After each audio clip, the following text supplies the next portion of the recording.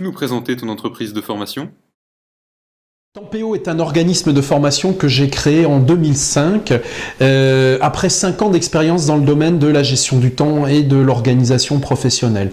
Donc aujourd'hui, ça fait 14 ans que je travaille sur cette thématique de la gestion du temps et de l'organisation. C'est vraiment le cœur de mon métier, de mon activité, et donc c'est l'efficacité professionnelle qui constitue l'essentiel de mes préoccupations. Je traite de thématiques comme la gestion du temps, mais aussi l'animation de réunions, la prise de parole en public, la communication interpersonnelle. Je m'intéresse aussi beaucoup aux thématiques qui tournent autour de la messagerie et de l'utilisation de l'outil informatique. Voilà.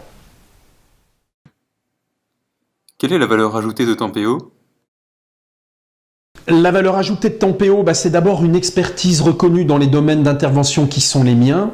C'est ensuite une compétence pédagogique et une capacité d'écoute qui me permet d'être très proche de mes participants. Et puis enfin, c'est une approche pédagogique originale et performante qui est l'accompagnement individuel sur un certain nombre de mes formations. Comment la voit-on concrètement dans tes formations? Eh bien déjà sur l'expertise qui est la mienne, il est à mes yeux extrêmement important d'être à jour du point de vue technologique et de bien suivre par exemple les évolutions logicielles, que ce soit Windows 8, que ce soit les nouvelles versions des logiciels PowerPoint, etc. sur lesquels je travaille. Donc ça c'est vraiment quelque chose qui me tient à cœur. J'ajoute que je m'interroge toujours sur les nouveaux outils, les nouvelles façons de travailler, celles que l'industrie informatique est en train de faire apparaître. Je pense à la reconnaissance vocale, je pense à des outils de mind mapping, enfin toutes ces choses-là qui commencent à apparaître et qui, à mon avis, vont changer la façon de travailler dans les années à venir. Sur le plan de la pédagogie, j'ai ce qui me paraît être une bonne habitude qui est d'interroger mes pratiques et les pratiques habituelles dans les formations qui traitent des mêmes sujets que les miens. Et il y a un exemple qui me vient à l'esprit, c'est que par exemple quand je traite PowerPoint, habituellement quand on fait une formation bureautique à l'outil, qu'est-ce qu'on fait?